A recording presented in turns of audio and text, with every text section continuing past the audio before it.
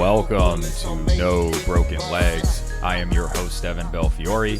It is week 3 of the NFL season, and joining me to find you the best bets for this weekend to keep some cash in your pocket is Jimmy Champ. Jimmy, how are you on this Saturday morning? I am doing excellent on this brisk Yeah. Saturday morning in Northeast Ohio, and can't wait to get into this slate of games. Yeah, the first really chilly weekend we'll have before many more to follow. That's for sure. We have 4 teams on the bye, including the Cleveland Browns, the Tampa Bay Buccaneers, the LA Chargers, and the Seattle Seahawks. We had a podcast where we did a full dive into where the Browns are 4 weeks into the season. We did that with our buddy Sully, who is also a Seattle fan. He had some bold predictions about the Seattle Seahawks, and I do like that team. We'll see how those rookies continue playing as the season goes on, but I do like that team. I took the over before the season. I think you did too. I did. Yeah. So we both think Seattle's a playoff team. Do you think they can contend with Dallas for the third best team in the conference? No. No, I don't. I think there is a clear separation from 1 and 2 to 3. If I had to pick a team in the NFC who could maybe push for 3, I guess it would be Detroit, because I just don't. I don't trust Geno Smith that much. I just still don't. I think that's fair, and I think for me with that Seattle team, if I'm going to elevate them to where Sully thinks they're going to be, it's going to be like week 10, and they'll have to have just kept winning and be like 8-2 when they're 10 games. Well, that wouldn't be because they're already on the bye, but you know what I mean. Yeah, and it's very possible. Like they could continue to keep doing what they're doing. It wouldn't surprise me, but I'm not ready to put them there just yet. One of the teams that I was ready to pretty much write off this season was the Chicago Bears, and after looking frisky against a bad Denver team and then blowing it late, they just kicked the shit out of Washington, Jimmy. I was really surprised by that result. Washington looked like they just weren't ready to play. Yeah, I don't know if just the death of Dick Butkus just elevated a bunch of guys who probably don't know who Dick Butkus is, but for whatever reason, that was by far the best game on both sides of the ball that Chicago played. Washington, the Armada, they got some offense going late in the second half, but in the first half, Chicago just did whatever they wanted, and Justin Fields looked like an NFL quarterback, and DJ Moore looked like DJ Moore. I think we underestimated that Philly-Washington game, the effect that would have on Washington. Yeah, it's very possible. Then they have to go on the road, play in Chicago, and while a lot of the players might not be familiar with Dick Butkus, I can assure you the people in the stands were, and that crowd was amazing. It reminded me a lot of the Browns when they played Tennessee, and there was just the electricity in the air. Everybody was up. Everybody wanted to win it for Chubb. Yep. And then you saw the same thing in Buffalo last week when they played Miami. Damar Hamlin coming back, that crowd was electric. They were able to feed off that, and it's just like an avalanche, man. It's tough when you have, I guess it goes to show that home field advantage does matter, or at least at times it can matter. Yes, it can definitely matter at times. Well, speaking of those Buffalo Bills, they have a home game technically in London against Jacksonville, who's the adopted team of London. So Jacksonville's on the road in their adopted home. The Bills are 5.5-point favorites coming off that just drubbing of Miami. The over-under on this one sits at 48.5. Jimmy, it's that time of the year, man. The air's getting a little cold, and everybody's talking up the Buffalo Bills. They're riding high after that big win. Jacksonville had a nice win last week against Atlanta. This is probably a pretty big game for seeding purposes, because if Jacksonville beats Buffalo, they're in a lot of trouble for the 1 seed. And if Buffalo beats Jacksonville, Jacksonville might be in trouble in their division. Yeah, I agree. I think other than San Francisco, Dallas, I think this is the game of the week in the NFL. I think it has so many implications in so many ways. Years past, to me, this would be an absolutely take the Jags money line, because this just feels like a come-down trap game for Buffalo. You get that win against Miami, and now you've got to travel again across the pond. The Jags have been there for 2 weeks, so they're just in football mode. I'm not going to take the Jags money line because I think Buffalo is going to win, but I am going to take the Jags to cover at 5.5. I think it's a field goal here. Uh, the Jags defense pressures a lot, and they're good against the run, so it'll have to be the Bills' passing game. And sometimes when it's just the Bills' passing game, Josh Allen can make a mistake here or there. But I think this game might almost be as big for Buffalo as last week because you get a chance to show, like, we're not winning Super Bowls in the middle of the season anymore. We're just going about our business, and we're going to try to get that 1 seed. Here we go. We're going to go across the pond, everything going on, and we're going to take care of business. So I think this is just a huge game in the AFC, but I do think Buffalo will get the win, but I think Jacksonville covers. I totally agree with that. I was looking at this and really looked at that. I really looked at that Jacksonville plus 205 money line, minus 250 for Buffalo. I forgot to mention that.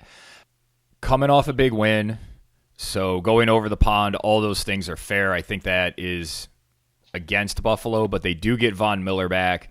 I think that really helps them. And I also don't think this Jags defense is good enough to really take advantage of reckless play by Josh Allen if it comes down to that. Yeah, that's fair. Jacksonville is definitely, they have underperformed on both sides of the ball.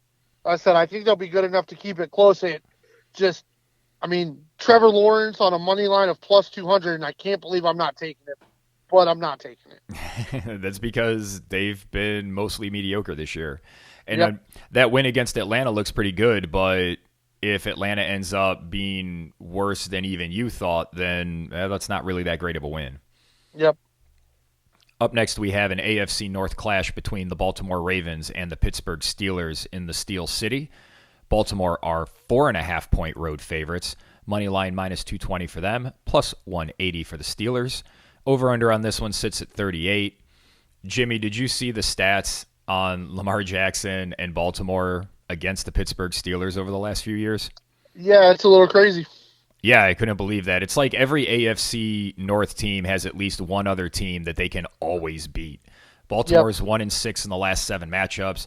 Lamar's only beat them once that was like 4 years ago. Yeah, it's crazy to me, but I think the Steelers are absolutely reeling, and I do not think Pittsburgh can win this game. I think the Ravens win this game by a touchdown. Wow. Give me the Ravens at minus 4.5. I'm going to take the Steelers. I don't like this line. I will definitely be putting Baltimore in at least 1 or 2 money line parlays because I do think they win this game, but Pittsburgh has a way of keeping home games close. We talked about it a couple weeks ago with Mike Tomlin and his record at home as a home dog. I'll believe what you just said is true about this Pittsburgh team, that they're reeling if they lose this game and if they fail to cover, because typically this is the type of game that is very close, comes down to a field goal. Two teams just, as our old guy JR would say, this should just be a slobber knocker. I really like the under in this game. Yeah, but these games were field goal games, and not that he played bad while he was in, but these were field goal games last year with Huntley at quarterback. Like, Lamar didn't play last year in either game. Lamar's back. I don't think... I saw Beckham's probably going to be back too. Probably, and I don't think this Steelers team... To me, this Steelers team is what the Browns are with DTR. And I saw what the Ravens did to that. So I just have a really hard time believing Pittsburgh's going to be... Oh, man. All right, I'm changing. You convinced me. See, this is why we do the podcast. This is why. Pittsburgh's not going to score. Like, what am I thinking? Pittsburgh's not going to be able to score. Cleveland shut this Pittsburgh defense down. And, at least that front four for Cleveland is better than what I think Baltimore has on the front four. Clearly, Baltimore's better in the linebacking core. And they're just going to get pressure everywhere. And it's going to be a bad day for old boy Kenny, isn't it? Yeah, and you may... he's still banged up. You may see... we may see a little Mitchie. You might see Trubisky in this one. Oh, well, that makes me even more certain on betting on Baltimore. Yeah, I think after this game, I think Matt Canada gets fired if Tomlin doesn't. Like, I think I don't I think think, Pittsburgh's that kind of organization. They're not going to fire Tomlin at least. yeah, I think I agree with you to this point. They haven't been this organization, but it's also been a long time since they've been the organization they are right now. Yeah, but on the same side of that, if you're going to fire them, then you may as well fire the GM. He's the one that gave them True, bad quarterback situation that went with Kenny Pickett and Mitch Trubisky. true. Like that You're ain't not on wrong. that ain't on Mike Tomlin. Hey, I'm all for Pittsburgh just sucking all year, so I'm good with it. Yeah, Like, I'm good with it too. And if Pittsburgh wants don't to fire Mike Tomlin, like go ahead. I think that's a really dumb move because he's a really good coach. But if you guys want to fire Pittsburgh, good. Get his ass out of the division. yeah, Go don't. go go play the coaching roulette game out there. Have fun. Up next, we have the previously mentioned Detroit Lions, who are at home hosting the Carolina Panthers. They are 9.5-point favorites. The Lions are 9.5-point favorites, Jimmy. 2023 is weird. The over-under sits at 44. These last 2 weeks, man, I'm done bashing the Lions. I haven't been much of a believer. I thought they'd make the playoffs, but they're better than I thought they would be. I am a little worried about this being the sort of a trap game for Detroit, and I kind of like Carolina here on the spread, but that's just my first impression, Jimmy. What are you thinking here? Oh, dude, against every fiber of my being, I'm taking the Lions here. Wow. I I know, it want just everything is set up for them to just win by 2 touchdowns in this game, right? right, which is why I want to take Carolina plus 10 and the Carolina money line. So very bad. Like, but I'm gonna trust it. This is, but I think this is a spot for Detroit to truly cement themselves as the 4 or 5 team in the NFC. Like a very good to elite team on a long rest, playing one of the 3 worst teams in the NFL, should dominate this game. It shouldn't even be close. Your backup should be in the second half. It should be all fun and games on the sideline.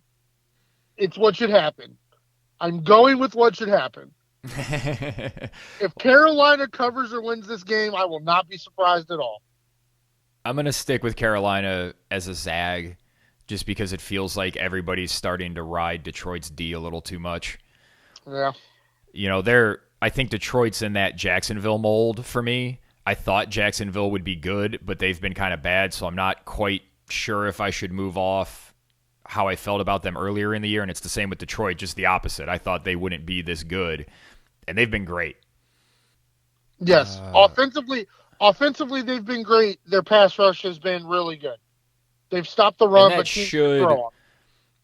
I like Detroit on the money line. I don't think Carolina can win this game because that team's a mess. Their Yeah, defense, they are. they were another one of those teams, Jimmy. They were one of the 15 top 5 defenses, and now nobody talks about them as a top 5 defense because they're just not very good. And Bryce Young, that looks like a problem. Yep. That looks like a big problem for Carolina. And It looks like a little problem.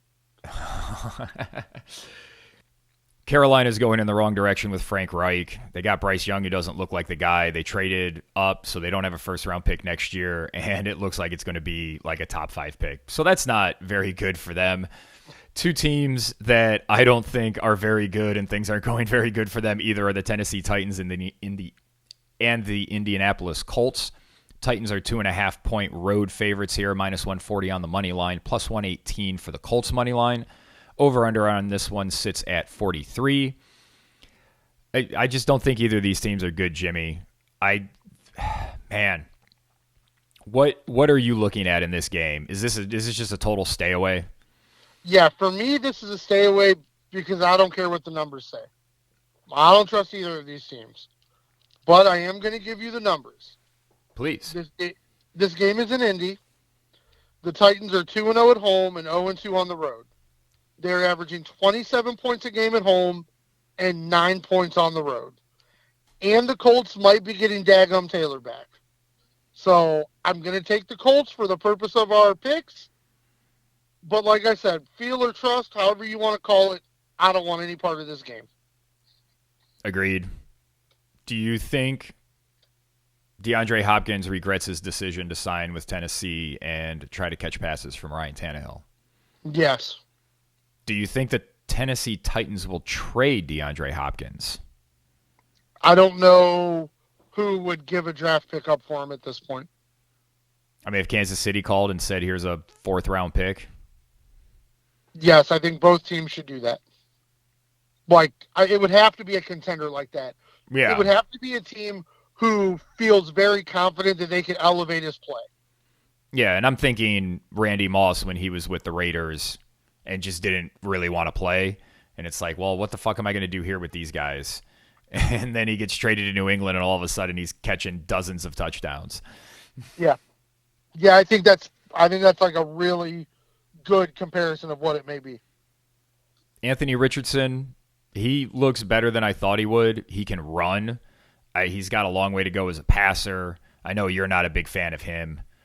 Yeah, I just need to see him do it at the start of a game, like neutral game script against a team's regular defense when they're not trying to let you eat up clock and get back in the game. He's not looked good in those situations. So I need to see that from him. I need him to start out a game looking good and being able to throw the football. Nobody's really talked about it a lot, but if Tennessee only wins, say, 7 or 8 games this year, do you think Vrabel's in a little bit of trouble? I think this is Vrabel's last year because they're not going to win 7 or 8 games. Like Mike Vrabel is done, and I fully believe, like I've heard a few talking heads talk about it as well, I fully believe if Ryan Day loses to Michigan again, Mike Vrabel's the next coach at Ohio State. Wow. That would be awesome for Ohio State because Mike Vrabel's a really good football coach. Yeah, I think he's a great coach. I think the organization has done a great disservice by him. Just even going back to trading A.J. Brown, like I think you've messed up. You never found a succession for Derrick Henry. You want to believe that you could win with Ryan Tannehill when every single sign pointed to no, you can't. And here you are. I liked the guy they had. I forget his name. Ford? Was he also a Ford? Yeah. And then he was in Carolina last year, and he was okay at times, but that's like a bigger dude that I thought was somebody that they should, well, at least in that playoff game where he had like 2 runs for, I don't know, like 40 yards, and then he doesn't touch the ball again for 2.5 quarters. Like he was somebody that maybe could have filled that void. Tennessee, wow. It just would be amazing to me if Mike Tomlin and Mike Vrabel were free agents at the end of this season. That would be wild. Yeah, I would be more shocked if that doesn't happen than if it does. Well, imagine if we add the name Bill Belichick to that list. Woo, Bubba. His New England Patriots are hosting the New Orleans Saints. This is a pick'em, Jimmy. -110 for both teams on the money line. Over-under sits at 39. And, actually, I tell a lie. It just changed from -110 to -115 for the Patriots. Saints are still -110. So a little bit of action on the Patriots in this. I guess I kind of would take the Patriots because they're home, and I don't think New Orleans is very good, regardless of who their quarterback is. Defense seems like it's pretty good. Man, this just seems like another situation where Ryan Tannehill is going to get Mike Vrabel fired, and Mac Jones is going to get Bill Belichick fired. Yeah, I mean, it's very possible. The first thing you want to do with this game is bet the under. These teams are combined 8-0 on the under this year. Pittsburgh, Baltimore, New England, New Orleans, parlay under. That's where it's at. That's a great one. I'm going to take the Patriots here because they have looked pretty bad this year. But they've also already played the Cowboys, the Eagles, and the Dolphins. The Saints have not played that kind of competition and haven't really looked any better than the Patriots. So I'm taking the Patriots here. But, man, you have kind of, both of us, but you've been very vocal about your thoughts on Derek Carr, and it looks like you may have been right, buddy. He's just not a winner. He doesn't make his teams better. He can only make them worse. Like I just feel like he's he is the average NFL quarterback. He is. Like he that's is just all he is. He is definitely not a force multiplier. No, he doesn't make anybody better. I don't understand what New Orleans was thinking when they gave him that contract. I don't understand why everybody here in Cleveland thought he was a guy that the Browns should go get. Me either. He's just meh. I mean, comparing him to Baker, Baker has higher highs and lower lows. He's not as consistent, but he at least gives you a chance when you have those higher highs. And I don't think Derek Carr ever really gives his teams a chance to do anything, and that's why he's never won a playoff game. Yeah, I agree with that. Somebody who has won a playoff game is Daniel Jones of the New York Giants, Jimmy. Remember when that happened last year? Is that not insane? It just goes to show that matchups really matter, and you can't always believe what you see because the Giants are a mess right now. They're traveling to Miami to take on the Dolphins. The aquatic mammals are 12.5-point favorites in this contest, minus 800 on the money line, plus 550 for the Giants. Over-under sits at 47.5. That's a lot of points, Jimmy. Do you think Miami can cover it? Yeah, unless it was at 17.5, I would still take the Dolphins. I think they've got to still be reeling from that beat-down Buffalo gave them, but the scheduling committee manifested the perfect get-right game for them. The Giants are not going to be able to slow them down. I also love the over because if the Giants are even serviceable on offense, this should turn into a back-and-forth scoring game, but Miami will score way more than New York will. I mostly agree with all of that. I was really thinking the Giants could keep this close, kind of like what I was thinking about Carolina-Detroit, where for no reason I think Carolina is going to keep it close. But coming off that loss to Buffalo, Miami's going to be at home. They're going to want to shut everybody up and say, look, we can go out and dominate.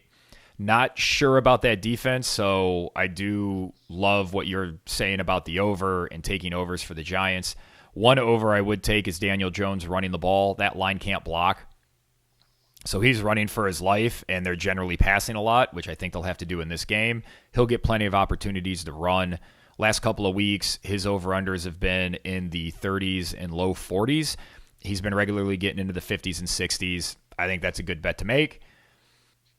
That's the only bet you should make on Daniel Jones, though. Unless you want to bet on him to throw an interception, which might happen. Yeah, that's probably a pretty good bet. Oh, and we've been talking about Waddle. We've been talking about Hill, over bets on them. You also like Sean Etienne. Yeah.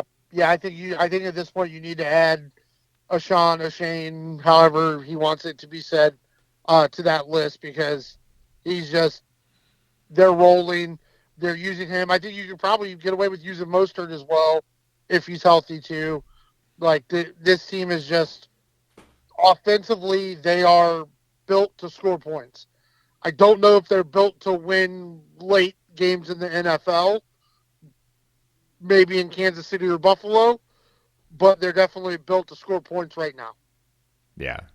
Up next, we have the Atlanta Falcons. They are hosting the Houston Texans, and they are only 1.5-point favorites, minus 125 on the money line, plus 105 for the Houston Texans. Over-under on this one sits at 41.5. These teams look like their ships passing in the night. I made that analogy in our Browns podcast about Jedrick Wills and Big Thanos. Atlanta looks like they are falling while Houston looks like it's rising. Are you all over Houston this week, Jimmy? Yeah, there are a lot of people that are all over Atlanta this week. They're saying, you got to look at everything. Atlanta's defense is better. You can't just go Stroud greater than Desmond Midler, so Houston wins. I think those people are crazy. Like, Houston's offense is going to score points. I don't know for sure if Atlanta's offense is going to score points. They should be able to. Like, they scored, like, when D'Amico Ryans last year, like, D'Amico Ryans is running the defense in San Francisco, and Atlanta beat San Francisco and put points on them. But I just don't trust it right now because defenses are saying, okay, we're putting everybody we can in the box. We're putting two safeties over the top, see what you can do. And Arthur Smith has not been able to quite figure it out this year. So I have no trust in Atlanta right now, and they should be able to still run the ball. But if their defense gives up points, then they can't run the ball, and Ritter isn't very good. So I'm absolutely taking Houston here. Yeah, I think Houston's getting a lot of publicity and everybody's loving them. They're getting pumped up. And that's usually when a team will turn around and lose a game. Yeah. Atlanta's got problems at quarterback. Ritter's not good, and it's affecting the guys on the team. Yes. And that is a huge problem because I think that's one of the problems that Tennessee has. I think that's an underlying problem in Pittsburgh, although I don't think it manifests itself as much because you've got TJ Watt on the defensive side of the ball. When your quarterback is just bad, and I mean just bad and incapable of doing things, I mean they've got players that can stretch the field and do a lot of cool things. And like Pitts and London just got to be looking at each other going like, what the fuck do we got to do? Like we should be stars in this league. Yeah. And that we should be helping opening things up for Bijan Robinson and that running game. And then they should be in turn opening up stuff for us. But instead, it's like what I talked about with Pittsburgh. They can't throw the ball downfield, which means defenses crowd them up. And now there's more guys where Ritter's trying to make those shorter passes. You got more guys at the line of scrimmage. And if you try to run anything, there's more guys on the line of scrimmage. And it's just, you're just running into a mass. It's just not going to work. D'Amico Ryan's got that team playing really well. The defense is playing well. And C.J. Stroud, man, he just looks really good. And I expect him to keep throwing touchdowns. Yeah, and like I said, and I don't know if it's a coaching philosophy, a coaching decision. They are supposed to, and it looks like they may get both of their starting tackles back this week, which may actually get them running game a little bit going.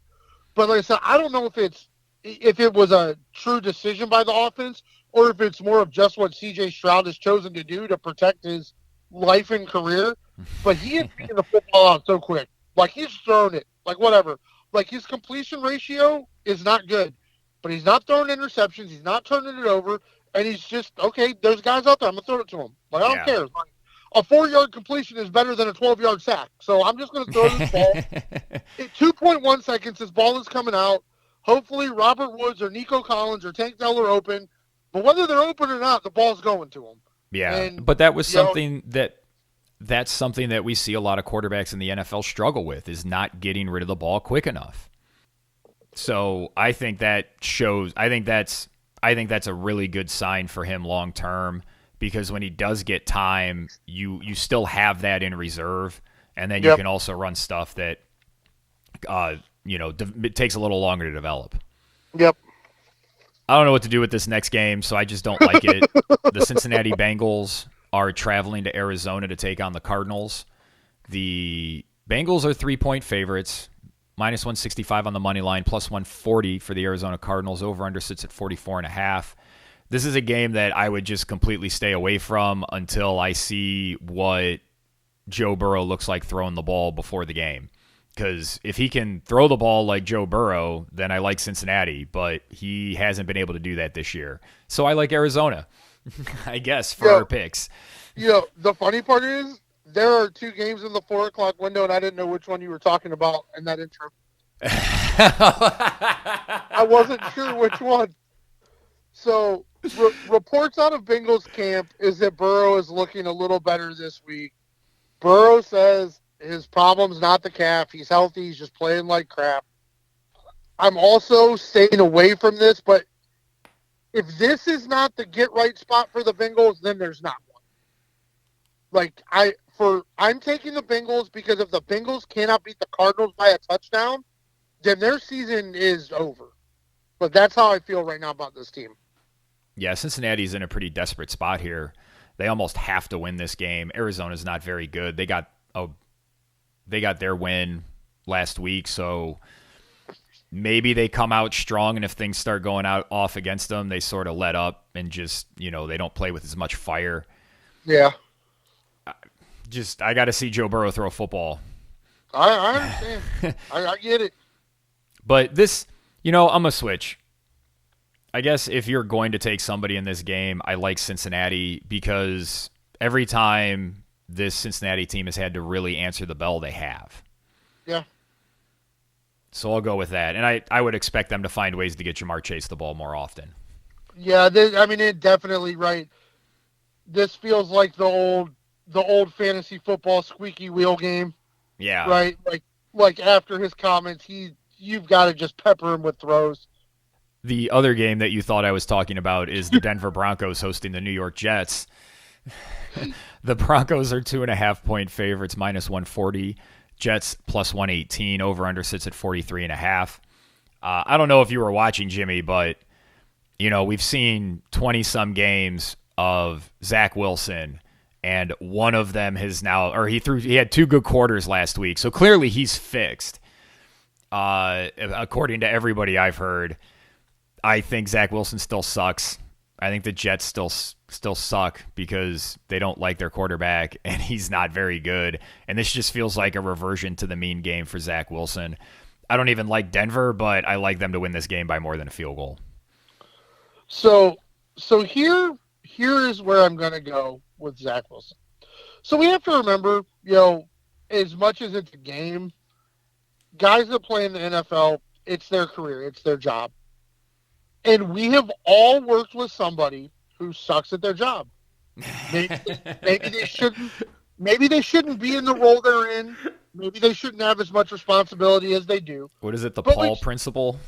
Yeah, we've all worked with somebody who sucks at their job, who has been pulled into HR or a manager's office and told, like, dude, if you do not pick it up right now, you are fired.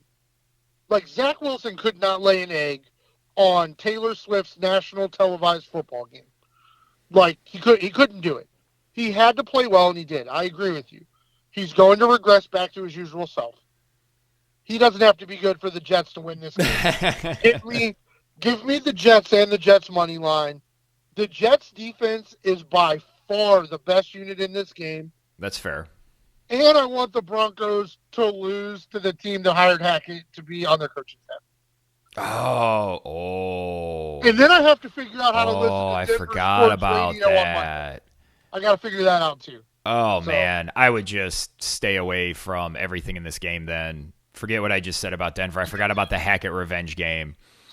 I do like the under, and I might be putting this in the parlay with the New Orleans, Baltimore, Pittsburgh game, and just do those 3 teams as an under, because I don't think there's going to be a lot of points scored there in any of those.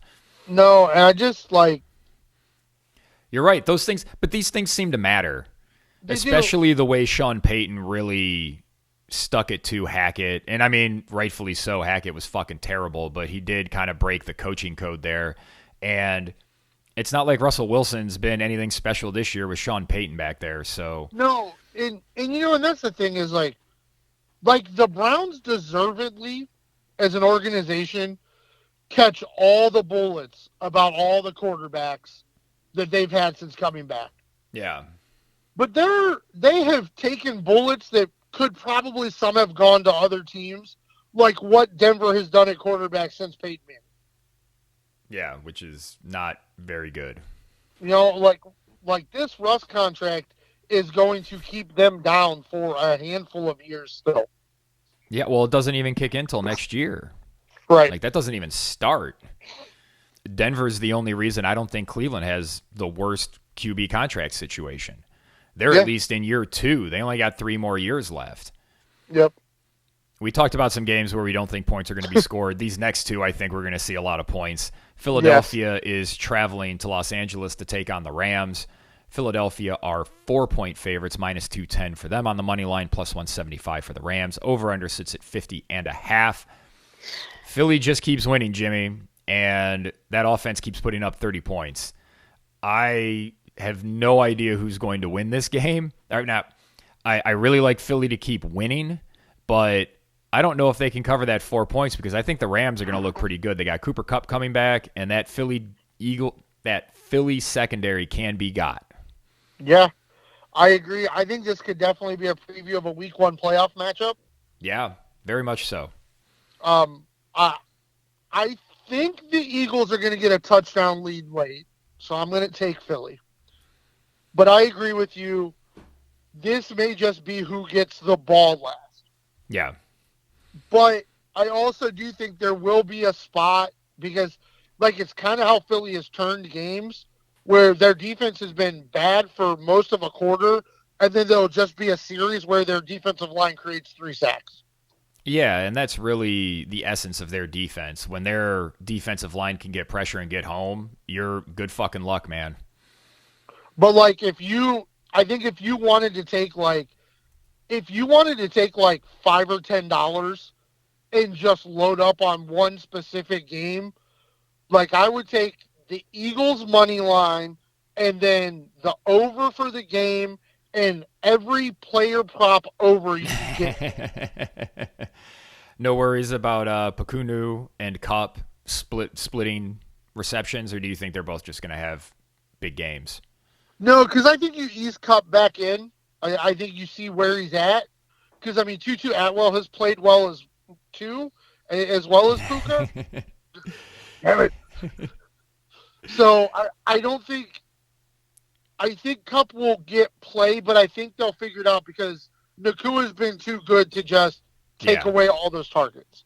Yeah, I would think that you're probably going to be about at least 12 each for both of them, and maybe about 8 for your third receiver. Yeah. That seems about right. Up next, we have the Kansas City Chiefs traveling to Minnesota to take on the Vikings. The Chiefs are 3.5-point favorites, -180 on the money line. Vikings +152. Over-under sits at 52.5. The Vikings would be better if Kirk Cousins could just stop throwing interceptions in the red zone, Jimmy. Do you think that trend changes, or do you think Kansas City has another kind of put their foot or do you think Kansas City has another put their foot down game? Yeah, I was wrong about the Vikings again. Like, I thought they would be the team to do what Detroit is doing with the departure of Rodgers. I really did. Mahomes doesn't usually play a bad game where his touch is off. He certainly doesn't usually do it twice. So I feel like this line is way too low anyway. So I'm hammering the Chiefs here. Yeah, I agree with you. I like the Chiefs. I also like the over in this game because Minnesota's defense isn't very good. And while I do like the Kansas City defense, that Minnesota offense has just been moving the ball on everybody. Yeah, they have been. They got weapons everywhere. They just, throw interceptions in the red zone. Speaking of teams with weapons everywhere, the San Francisco 49ers are hosting the Dallas Cowboys in what everybody in the game of the week. The 49ers are 3.5-point favorites. They are -190 on the money line. The Cowboys +158. Over-under sits at 45. We've seen this game a couple of times in the playoffs the last few years, and it looks like San Francisco just has Dallas's number. Is there any reason to think that's changing? Not for me. No, give me the 49ers here.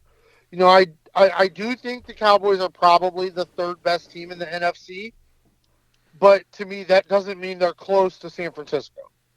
I think they're getting too much credit for beating the crap out of bad teams.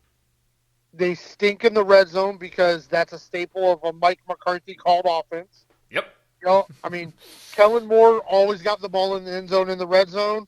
He was first in red zone efficiency last year. Now with McCarthy calling plays, they're 30th. I am curious what the Cowboys will do defensively, whether they will try to do their usual blitzing or if maybe they'll play back a little bit. I don't know what that's going to look like, but I don't think the Cowboys can win this game. I agree. I don't think Brock Purdy's an elite quarterback, but he has an elite skill. And the elite skill that he has is he just has no fucking fear, man. Yeah. He just goes for it. When it's time to that rush that comes at him, he just stands in there and he takes the hits. I don't know if he can stay healthy taking the hits, but he stands in there and he makes good throws. And that's all he has to do is make good throws because Kyle Shanahan has guys running wide open in this offense. So much talent on that field. They can hurt you in so many ways. We've been talking about it for weeks. Keep riding the Niners. McCaffrey probably going to score a touchdown again. He's got 6 in 4 games. He had me looking up what the record is. Nobody's gotten to 30 as a position player. I think he can get to 30 this year. Yeah, I would agree. Man, it's gonna be a tough week for Dallas if they can't win this game because that looks like the glass ceiling they can't get through. Yeah, yeah, I absolutely agree. Our final game of the week is very underwhelming considering the last three we talked about. It is the Green Bay Packers traveling to Vegas to take on the Raiders. Raiders are 2-point favorites, minus 130 on the money line, plus 110 for the Packers. Over-under sits at 44.5. This is a game I don't want anything to do with. It's Jimmy Garoppolo, who neither one of us think is very good, and Jordan Love, who he shows some flashes here and there, but his consistency is really bad, and he has long stretches where he just doesn't look good at all. Yeah, I agree. The Packers finally get back on the field after that beatdown Detroit gave them. But I definitely think they'll win this game by at least a field goal. I think I like the over as well, as long as Garoppolo plays. I think both teams will score points because neither one of their defenses have been great. But yeah, I think the Packers. It's a crazy letdown going from that Sunday night game to this Monday night game. I don't know how many people are really going to tune in for this, but I think the Packers will handle business. Yeah, I don't know what's going on in Green Bay. I just don't. They don't seem right. It looked like things are going to be okay, but they're just not. I guess I'll take Green Bay in this game because I don't think the Raiders are any good, but I don't like it. I think everybody should just stay away from this game and maybe do something different on Monday night instead of watch football. Yeah, I don't disagree with you on that one at all. Well, we got all these big games on the schedule. It should be a fun week of football.